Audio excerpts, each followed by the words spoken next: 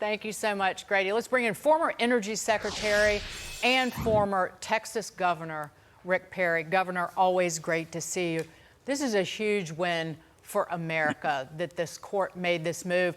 And it's even a win for, say, Ukraine, because I know that there was a private energy company in Ukraine that signed a deal with a Virginia company that this moratorium that Biden's Energy Department handed down got in the way of that very deal. Again, he was empowering Vladimir Putin with this moratorium.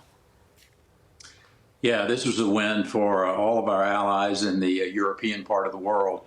I know there's a number of U.S.-based companies that were signed some contracts and were ready to ship it over there, and this pause put that into jeopardy. So, thank God we've got a court system in place that can block these bad decisions by the Biden administration. So there's a number of U.S. companies that want to build exporting facilities, the jobs that get created. And I thought it was really interesting that all those AGs recognized that this is a host of different things. It's not just about economics. It's not just about national security, but it is also about the environment. United States natural gas is the cleanest burning natural gas in the world.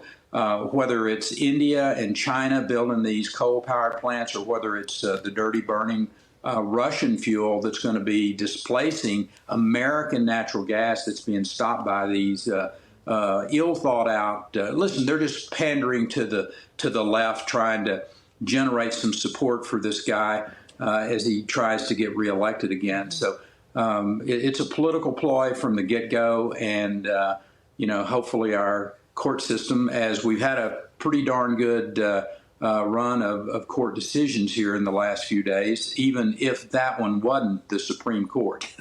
Yeah, the court's been pretty good so far. All right, let's move to this, though, because much like Biden himself, his administration is once again not using its brain.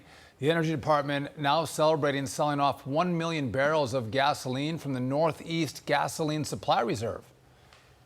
One of the biggest reasons why inflation has been high has been because of energy cost. We're announcing this 42 million gallons of release from the Northeast Gasoline Reserve.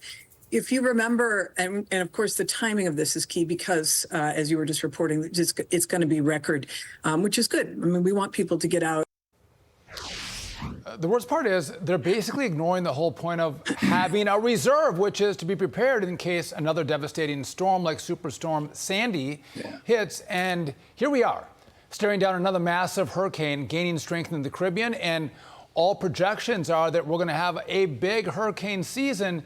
And so the point to sell off this reserve in the Northeast so they can lower gas prices in the short run, but endanger the country in the long run, seems absolutely idiotic, Governor. Yeah, this one is about as political as you can get. Number one, this is a relatively small amount of gasoline. I think someone did the calculation. It's about 2.7 hours worth of gasoline use for the whole of the United States. So the idea that somehow or another it's going to lower prices is kind of a shot in the dark to begin with. But more importantly, they're playing Russian roulette with the safety of Americans, because if you start using up the Strategic Petroleum Reserve, which they've done, it's at record lows right now, that they've used it for their political gains to go try to drive down the cost of gasoline. If you see a major event, like we saw with Hurricane Sandy, if we've seen by some other major summer storms that have come in on the East Coast and in the Gulf Coast, it could put literally hundreds of thousands, if not millions, of Americans' lives in jeopardy. But they don't seem to care. This truly, the more I watch this president, the more I'm reminded of the scarecrow on The Wizard of Oz. Wow, well said. Thanks for insulting the scarecrow, Governor. Governor Rick Perry. He didn't hurt anybody. Always a pleasure to see you. Indeed, indeed.